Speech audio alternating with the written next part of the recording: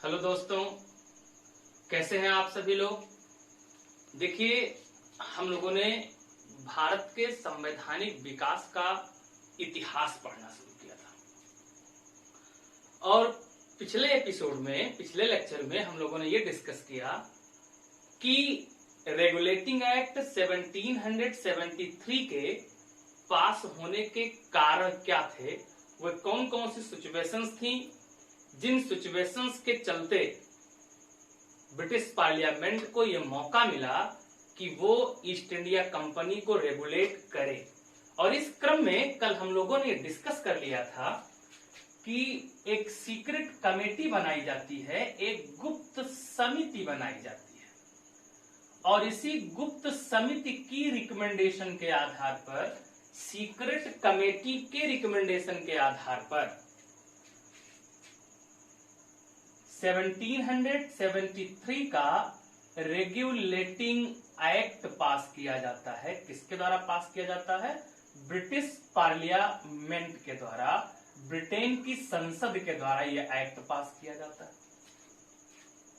तो ब्रिटेन में 1773 का रेगुलेटिंग एक्ट पास किया जा रहा है। इधर अगर इंडिया में हम लोग आकर के देखें तो इंडिया में कल हम लोगों ने डिस्कस किया था कि 1765 में 1765 ईस्वी में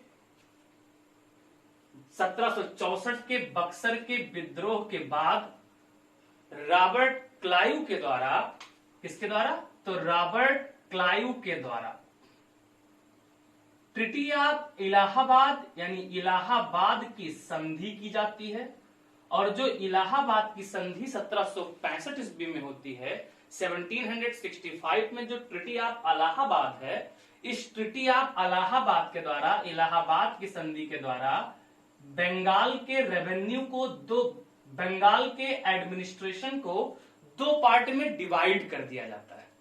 एक तरफ बना दिया जाता है रेवेन्यू और दूसरी ओर बना दिया जाता है एडमिनिस्ट्रेशन। यानी एक और रेवेन्यू है और दूसरी ओर क्या है? एडमिनिस्ट्रेशन। जो रेवेन्यू का पार्ट है, इसकी पूरे अधिकार ईस्ट इंडिया कंपनी को प्राप्त हो जाते हैं और जो एडमिनिस्ट्रेशन है ये बंगाल के नवाब के ही पास रहता है और हम लोगों ने इसी को नाम दिया था द्वैध शासन। उसके बाद 1767 में रॉबर्ट क्लाइव का फिर से ट्रांसफर हो जाता है, यहां से तबादला हो जाता है। फिर इनके बाद आते हैं वेरेलस्ट 1767 से 1769 में, और उसके बाद फिर आते हैं कार्टियर। ये सब बंगाल के गवर्नर बन के आते हैं 1769 से 1772। और पुनः 1772 में जो बंगाल का गवर्नर बनकर के आया वो आता है वारेन हेस्टिंग्स। ध्यान दीजिएगा, बहुत इंपॉर्टेंट फैक्ट है। कौन आता है? तो वारेन हेस्टिंग्स आता है। 1772 में आता है और 1785 में जाता है। नाम क्या है इसका? तो इसका नाम है वारेन हेस्टिंग्स। 1772 से 1785 तक। तो जब 1773 में 1773 ईस्वी में रेगुलेटिंग एक्ट पास किया गया, कहां? ब्रिटिश पार्लियामेंट के द्वारा। तो उस समय भारत में यानी बंगाल में गवर्नर कौन रहा होगा? तो उस समय बंगाल में गवर्नर थे वारेन हेस्टिंग्स। क्योंकि वारेन हेस्टिंग्स अपॉइंट होकर कब आ जाते हैं? 1772 में। और ये एक्ट कब पास हो रहा है? 1773 में। तो पहले हम लोग ये देखते हैं कि प्रोविजन क्या है, इसके प्रावधान क्या है, फिर कैसे इसको इंप्लीमेंट किया जाता है। तो सबसे पहले हमको डिस्कस करना है 1773 के प्रावधान। देखिए,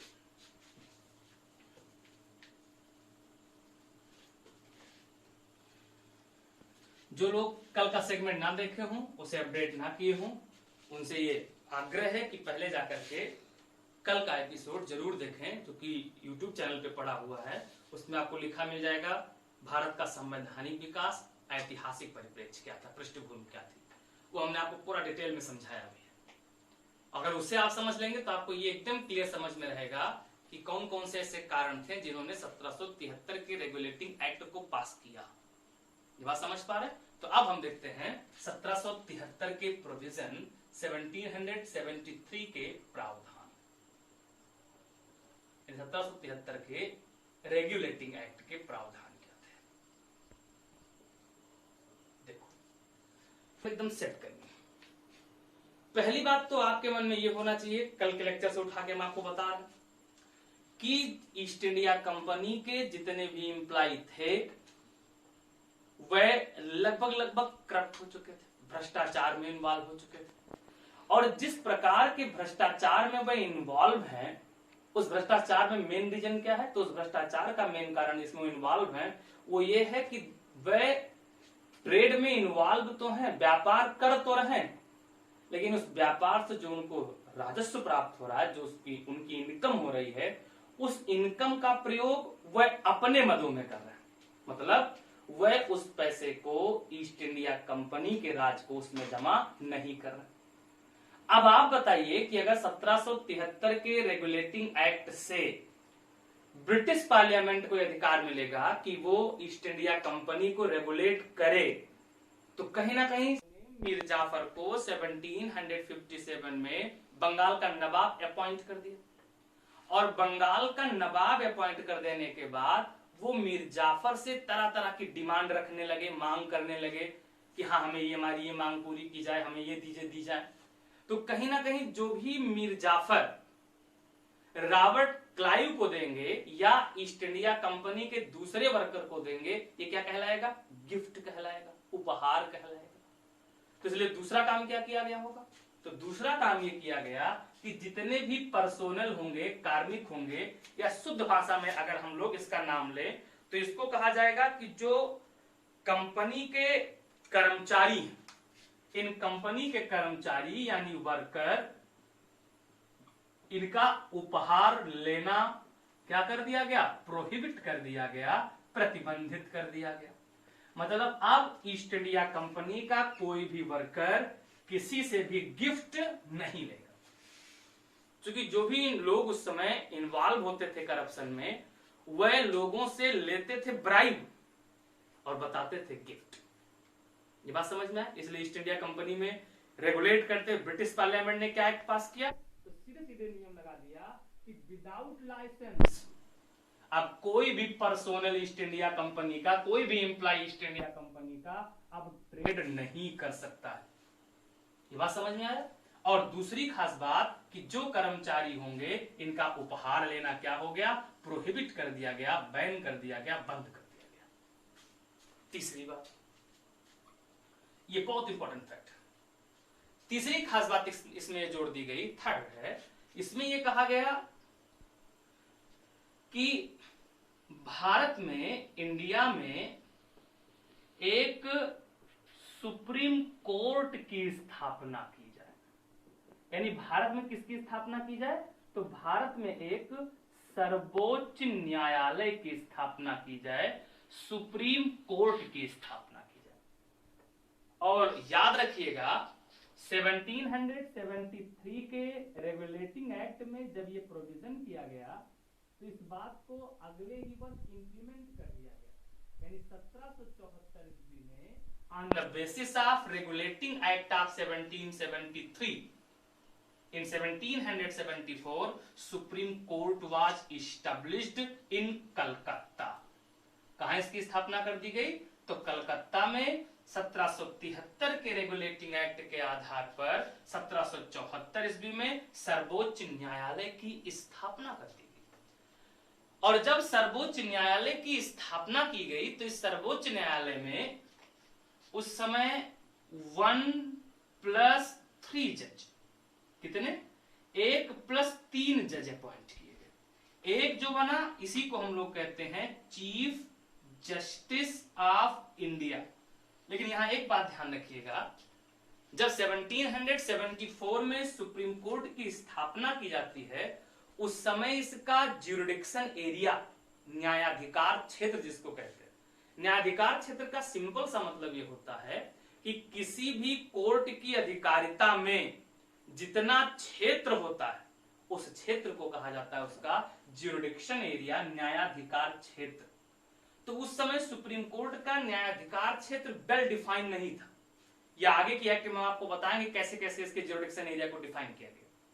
लेकिन चूंकि ज्यूरिडिक्शन एरिया वेल डिफाइन तो नहीं था, लेकिन कहीं ना कहीं ये भारत के इतिहास में ऐसा पहली बार है जब राजा को छोड़ करके कोई एक पृथक संस्था ऐसी बनाई गई जो कि न्यायपालिका के रूप में काम करे। लेकिन ध्यान रखिएगा, इससे पहले भी अगर हम इतिहास में जाएं तो वहां पर भी हमको न्यायालय के लिए अलग संस्थाएं मिलती थी। चाहे आप एंशिएंट में जाके देखिए, चाहे आप मेडुअल में आके देखिए। अगर आप एंशिएंट में जाके देखेंगे, गुप्त काल में जाके देखेंगे, तो वहां पर भी आपको न्यायपालिका मिलेगी। लेकिन उस न्यायपालिका में एक खास बात यह होती थी कि जो कार्यपालिका का प्रमुख होता था, यानी किंग, राजा, बादशाह, तो वो किंग स्वयं अंतिम रूप से यानी अंतिम न्यायाधीश के रूप में काम कौन करता था? राजा स्वयं करता था। तो कहीं ना कहीं न्यायपालिका की भी शक्ति अंतिम रूप से किसके हाथों में पहुंच जाती थी? राजा के हाथों में पहुंच जाती थी। लेकिन जब यहां न्यायपालिका की स्थापना कर दी गई तो यहां ये एकदम क्लियर कर दिया गया कि जो कार्यपालिका है उससे न्यायपालिका को फिलहाल सेपरेट रखा गया। ये नियम नहीं बनाया गया यहां पर कि जो गवर्नर जनरल है वो सुप्रीम कोर्ट के निर्णय को बदल सकता है या सुप्रीम कोर्ट के बाद वो न्याय दे सकता है। इस बात का कोई वर्णन नहीं किया गया। तो पहली बार ऐसा हुआ कि एक सेपरेट ज्यूडिशरी की स्थापना इंडिया में की गई। कब? 1774 में सुप्रीम कोर्ट, इसमें 1+3 जज बनाए गए। इसमें एक कौन हो गए? सीजेआई, जिनको हम कह सकते हैं। हालांकि उस समय इसकी अधिकारिता संभवतः कलकत्ता के आसपास के क्षेत्रों में ही थी। जो ये सीजेआई थे, पहले चीफ जस्टिस, ना सीजेआई बोलो, चीफ जस्टिस बोल देते, मुख्य न्यायाधीश, जो सुप्रीम कोर्ट के पहले मुख्य न्यायाधीश बनाए गए, वो पहले मुख्य न्यायाधीश थे Elijah Impey, sir Elijah Impey. ये पहले चीफ जस्टिस बनाए गए सुप्रीम कोर्ट के। और जो 3 अन्य जज बनाए गए थे, ये 3 अन्य जज थे, इनका नाम था लिमेस्टर। क्या नाम था? लिमेस्टर, हाइड एवं चैम्बर्स। 3 जज कौन कौन थे? तो 3 अन्य जज तो बनाए गए थे। वो 3 अन्य जज में कौन कौन शामिल था? इसमें शामिल थे लिमेस्टर, हाइड, चैम्बर्स। या ऐसे याद रखो तो कैसे याद रखो? लिमेस्टर, हाइड, कहां? चैम्बर्स। क्लियर एकदम? इतनी बात एकदम क्लियर समझ में आ गई? आप देखो जरा अगली खास बात इसमें क्या प्रावधान किया गया, याद हो रहा है? आराम से कमेंट जरूर कीजिएगा। अगर आपको अच्छे समझ में आ रहा है तो कम से कम थम्स अप जरूर कीजिएगा, एक लाइक जरूर मिले। देखो आगे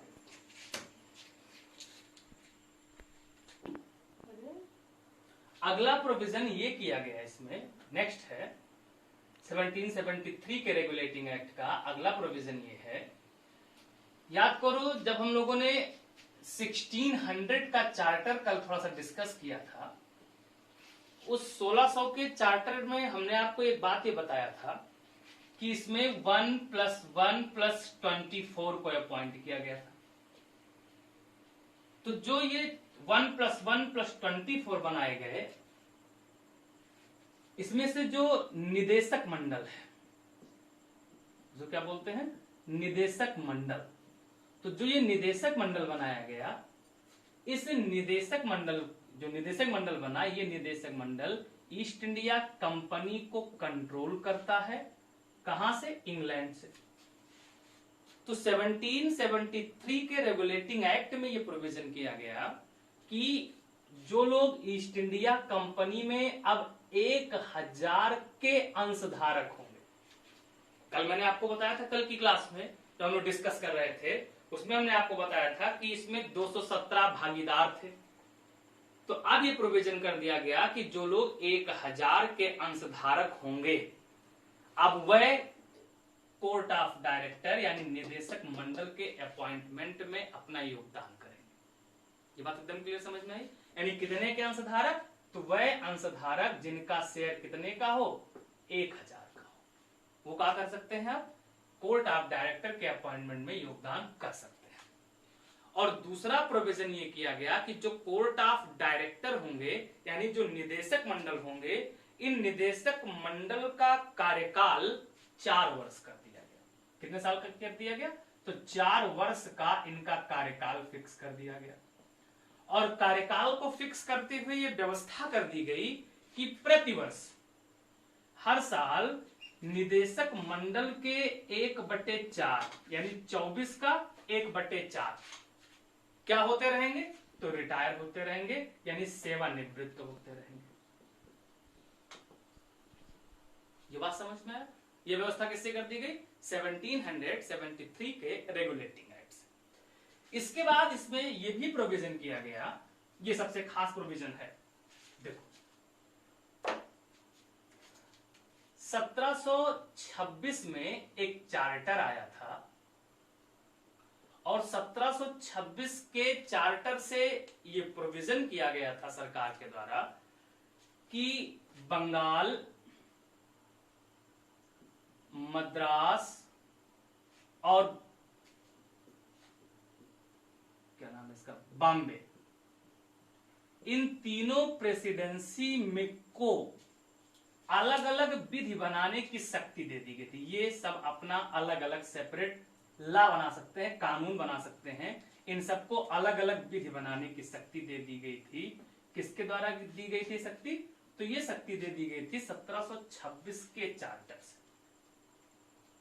लेकिन 1773 के रेगुलेटिंग एक्ट से, अच्छे से समझिएगा, 1773 के रेगुलेटिंग एक्ट से यह प्रोविजन कर दिया गया कि अब जो बंगाल का गवर्नर होगा, कहां का गवर्नर? तो जो बंगाल का गवर्नर होगा उसको यह अधिकार दे दिया गया कि उसे जहां जहां अंग्रेजी शासन अपना अधिकार क्षेत्र बढ़ाएगा उन सारे क्षेत्रों पर किसको अधिकार होगा? कानून बनाने का अधिकार किसको दे दिया गया?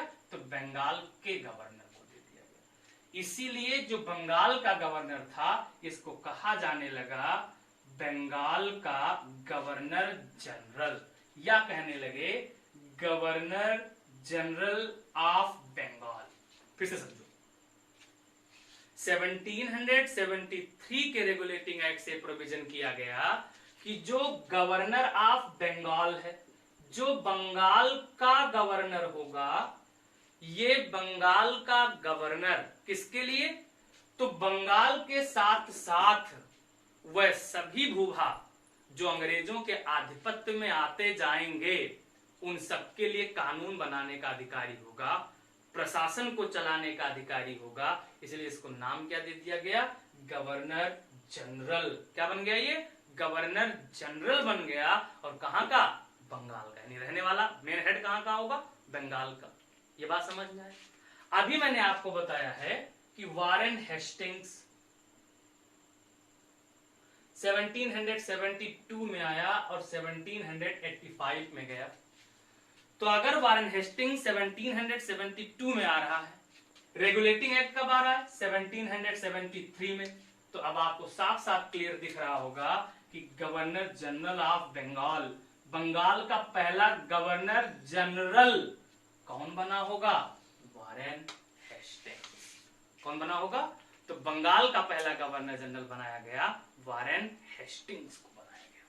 ये बात एकदम क्लियर समझ में आई? आप देखो, इसके बाद अगर आगे हम लोग देखें तो अब जो ये गवर्नर जनरल है, ये जो गवर्नर जनरल है, इस गवर्नर जनरल के अधीन जो काउंसिल बनाई गई, इसकी जो इसकी परिषद बनाई गई, यानी जो गवर्नर जनरल की परिषद बनाई गई, इस गवर्नर जनरल की परिषद में सदस्यों की संख्या 4 निर्धारित की गई।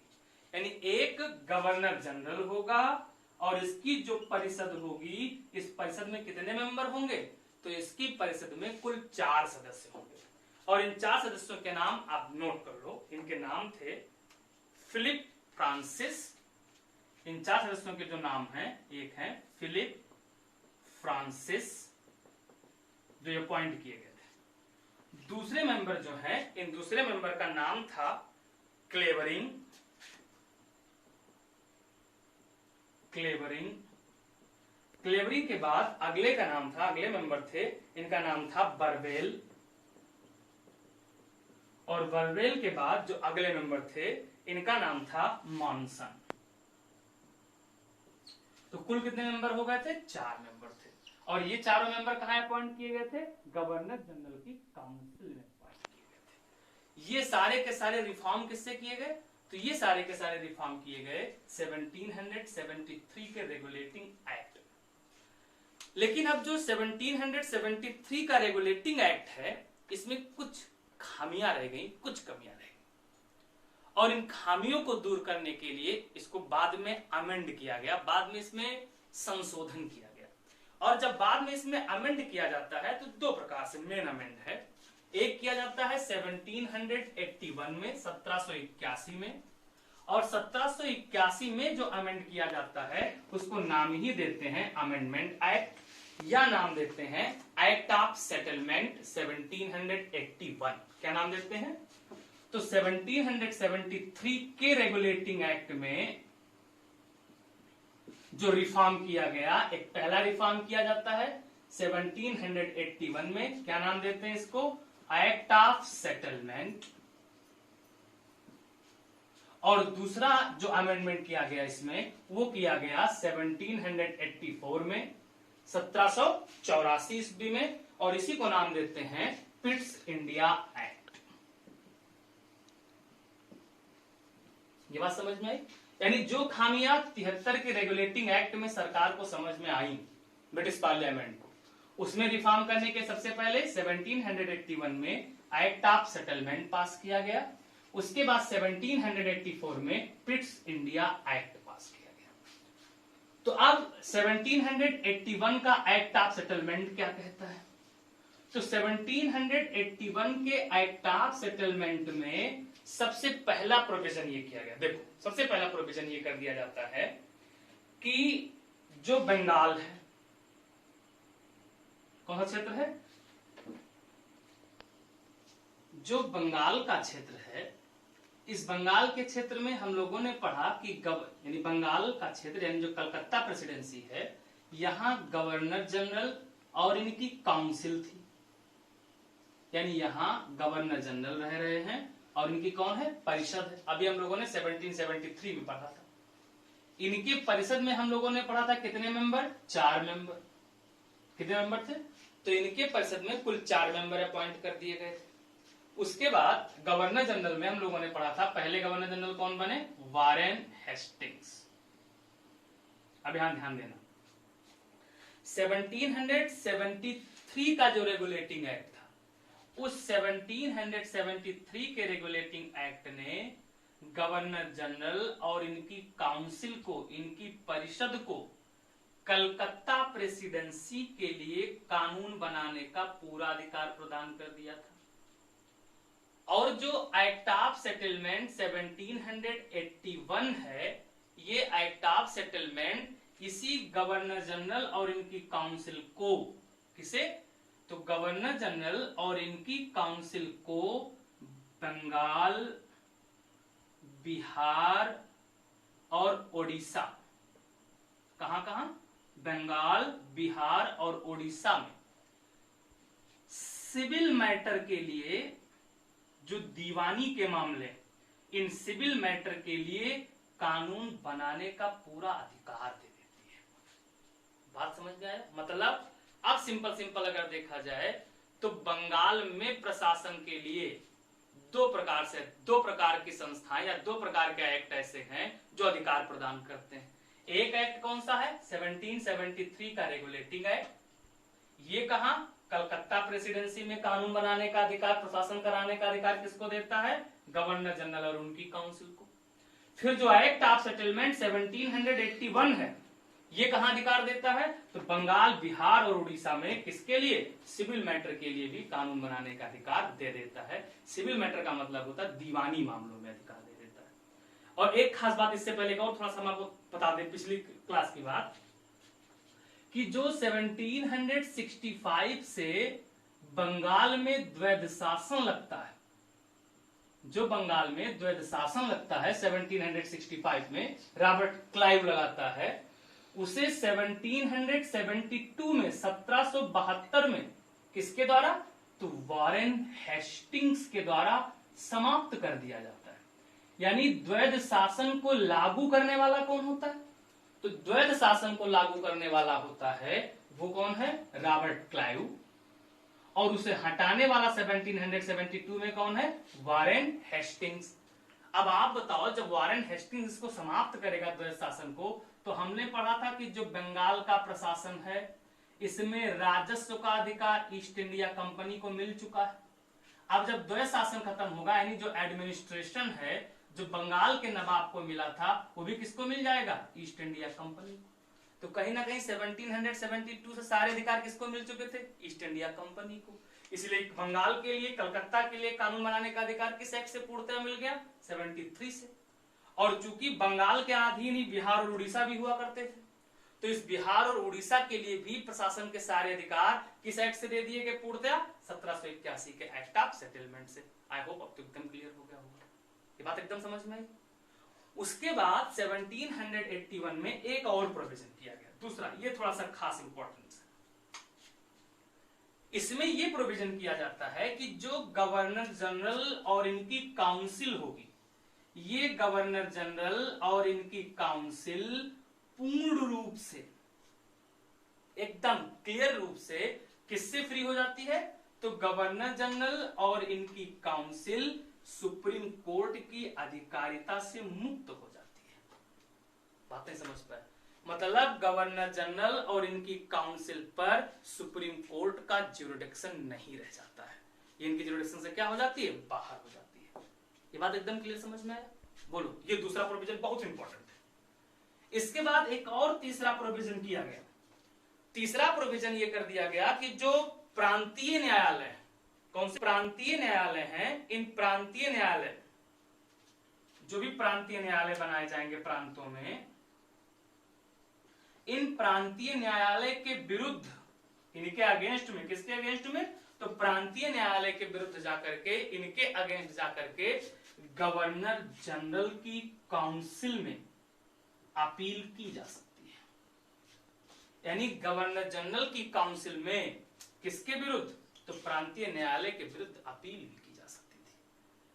ये बात समझ में आया? ये किससे प्रावधान किया गया? 1781 के एक्ट ऑफ सेटलमेंट से। पूछना याद रहे, दूसरा नंबर जरूर याद रखिएगा कि सुप्रीम कोर्ट की अधिकारिता से किसको बाहर कर दिया गया? गवर्नर जनरल और उनकी काउंसिल को। ये तो याद हो गया होगा। आप देखो, जो 1784 का पिट्स इंडिया एक्ट है, बहुत इंपॉर्टेंट है। जो 1784 का पिट्स इंडिया एक्ट है, अगर पिट्स इंडिया एक्ट का प्रोविजन देखें, अभी हम लोगों ने यह पढ़ा कि जो ईस्ट इंडिया कंपनी है, ये ईस्ट इंडिया कंपनी प्रशासन भी देख रही है, एडमिनिस्ट्रेशन भी चला रही है। प्रशासन में ये अपने व्यापार का भी प्रशासन चला रही है और जनता का भी प्रशासन चला रही है। क्योंकि अब ये देखा कि बंगाल में नवाब को हटा दिया गया था 1765 में, राजस्व केवल ले लिया गया था, और 1772 में नवाब को पूर्णतः प्रशासन से भी हटा दिया गया। किसने हटाया? वारेन हेस्टिंग्स ने, जिसको हम लोगों ने कहा द्वैध शासन की समाप्ति हो गई। तो कहीं ना कहीं आपको ये दिख रहा होगा कि यहाँ जो ईस्ट इंडिया कंपनी है वो प्रशासन में दोनों मामले देख रही है। एक तो एडमिनिस्ट्रेशन भी चला रही है, प्रशासन भी चला रही है, और दूसरा खास करके पॉलिटिकल मैटर भी देख रही है, राजनैतिक मामले भी देख रही है। तो जो पॉलिटिकल मैटर है ये भी ईस्ट इंडिया कंपनी देख रही है, और जो एडमिनिस्ट्रेशन से जुड़े हुए मामले हैं, प्रशासन से जुड़े हुए मामले हैं, ये भी कौन देख रहा है? तो ये भी ईस्ट इंडिया कंपनी देख रही है। और क्लोज करना हो तो यहाँ व्यापारिक प्रशासन लिखते हैं, यानी व्यापार से जुड़ा हुआ जो पूरा प्रशासन है वो कौन देख रहा है? East India company. और जो राजनीतिक मामले हैं, राजा कैसे काम करेगा, क्या होना चाहिए, वो सारा ईस्ट इंडिया कंपनी करने लगी, वारेन हेस्टिंग्स करने लगा। तो वो भी काम कौन देख रहा है? East India company. तो कहीं ना कहीं ईस्ट इंडिया कंपनी के प्रमुख, बोले तो गवर्नर जनरल के पास बहुत अधिक शक्ति होगी। इसलिए 1784 के पिट्स इंडिया एक्ट के द्वारा, किसके द्वारा? 1784 के पिट्स इंडिया एक्ट के द्वारा क्या किया गया? ईस्ट इंडिया कंपनी के क्रियाकलाप को, उसके अधिकारिता को दो भागों में बांट दिया गया। एक क्या बनाया गया? प्रशासनिक क्रियाकलाप, व्यापारिक क्रियाकलाप यानी व्यापारिक प्रशासन अलग, और राजनैतिक मामले किसको कर दिए गए, अलग कर दिए गए। तो राजनैतिक मामले, जो व्यापारिक प्रशासन का प्रमुख बनाया गया उसको कहा गया कोर्ट ऑफ डायरेक्टर। बहुत इंपॉर्टेंट फैक्ट है, क्या कहा गया उसको, तो जो व्यापार का प्रमुख बनाया गया उसे कहा गया कोर्ट ऑफ डायरेक्टर। मतलब सिंपल सी ये है कि अब ईस्ट इंडिया कंपनी व्यापार में किस देश के साथ व्यापार करेगी, किस किस को व्यापार में अधिकार देगी, व्यापार के लिए क्या कुछ करेगी, उन सबका नियंत्रण अब जिसको मिल गया उनका नाम क्या पड़ा, कोर्ट ऑफ डायरेक्टर। और इनके बारे में हम लोगों ने पढ़ा भी है, कोर्ट ऑफ डायरेक्टर के बारे में हिंदी में बोलेंगे निदेशक मंडल। और उसके बाद जो राजनीतिक मामले का प्रमुख बनाए गए इनको कहा गया बोर्ड ऑफ कंट्रोल। क्या नाम दिया गया, तो इनको नाम दिया गया बोर्ड ऑफ कंट्रोल, हिंदी में बोलेंगे नियंत्रक मंडल। जो निदेशक मंडल है इनके बारे में पढ़ा था, 24 मेंबर होंगे, अभी बताया था 4 साल कार्यकाल हो गया, 1/4 रिटायर होते रहेंगे, सब पढ़ चुके हो। अब जो बोर्ड ऑफ कंट्रोल है ये नया मामला है। तो जो बोर्ड ऑफ कंट्रोल है, इस बोर्ड ऑफ कंट्रोल में कुल 6 लोग थे। कितने लोग थे, तो इसमें मेंबर पहले फिक्स किए गए 6 लोगों में कौन कौन था, तो एक थे chancellor of exchequer, chancellor of exchequer,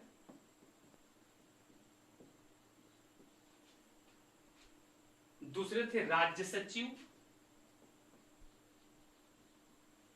और 4 सदस्य थे कहां से, प्रिवी काउंसिल से, जो लंदन में थी, इंग्लैंड में।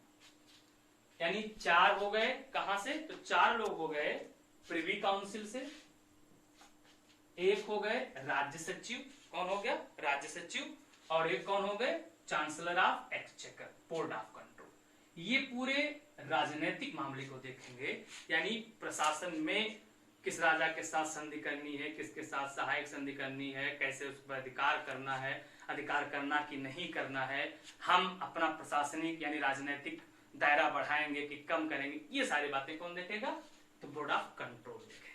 ये किसके द्वारा प्रावधान किया गया, 1784 के पिट्स इंडिया एक्ट के द्वारा प्रोविजन किया गया। एक दो बातें इसमें और खास है, लेकिन सबसे खास बात यही है। एक दो बात और खास क्या है इसमें, खास बात यह है कि जो गवर्नर जनरल की काउंसिल थी, इसमें हम लोगों ने पढ़ा कितने मेंबर थे, 4। पिट्स इंडिया एक्ट के द्वारा इन 4 सदस्यों को घटा करके इनकी संख्या कितनी कर दी गई, 3 कर दी गई। कितनी कर दी गई, तो इनकी संख्या 4 से घटा के कितनी कर दी गई, 3 कर दी गई। ये बात समझ में है। तो ये प्रोविजन किसका हो गया, 1784 का पिट्स इंडिया एक्ट का प्रोविजन हो गया। एक और अमेंडमेंट किया गया है किसमें, 1773 के रेगुलेटिंग एक्ट। और 1773 के रेगुलेटिंग एक्ट में जो एक और अमेंडमेंट किया गया उसको बोलते हैं एक्ट ऑफ 1786। क्या बोलते हैं, एक्ट ऑफ 1786 कहते हैं। 1786 का एक्ट बोलते हैं, अधिनियम बोलते हैं।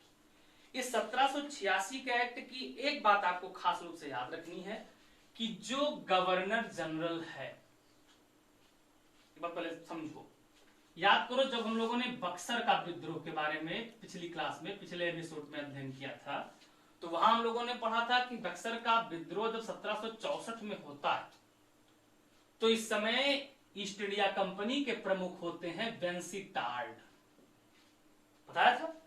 लेकिन युद्ध में लड़ने के लिए ईस्ट इंडिया कंपनी के सेनापति आते हैं हेक्टर मुनरो। मतलब सिंपल क्या है, सिंपल सी बात ये हो गई कि गवर्नर भी है और अलग से अपॉइंट कौन है, सेनापति भी अपॉइंट है।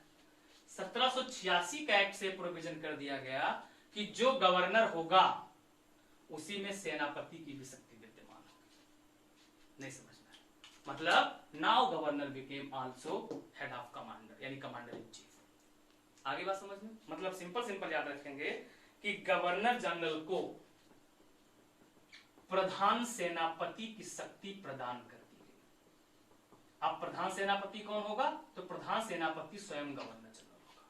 तो युद्ध के लिए सारे निर्णय लेने के लिए एकदम स्वतंत्र हो जाएगा, युद्ध करने के लिए। इतनी बात समझ में? अब हम लोगों को 1773 के रेगुलेटिंग एक्ट का एनालिसिस करना है, विश्लेषण करना है कि कितना 1773 का रेगुलेटिंग एक्ट वास्तव में उस समय के परिवेश में भारत के लिए कैसा रहा, भारतीयों के लिए कैसा रहा, और कितना ज्यादा इससे फायदा ब्रिटिश पार्लियामेंट को मिला और ब्रिटिश इंप्लाई को मिला। ये बात समझ पा रहे हैं? लेकिन इसके बारे में डिस्कशन हम लोग नेक्स्ट क्लास में करते हैं, क्योंकि बहुत लंबा डिटेल हो जाएगा। इतनी बात समझ में आई?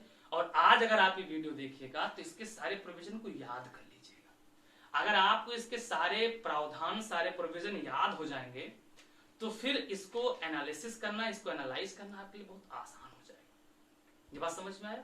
तो उसके एनालिसिस के साथ हम लोग अगली क्लास में, अगले एपिसोड में मिलते हैं। आज यहीं तक। बहुत बहुत धन्यवाद। Thank you.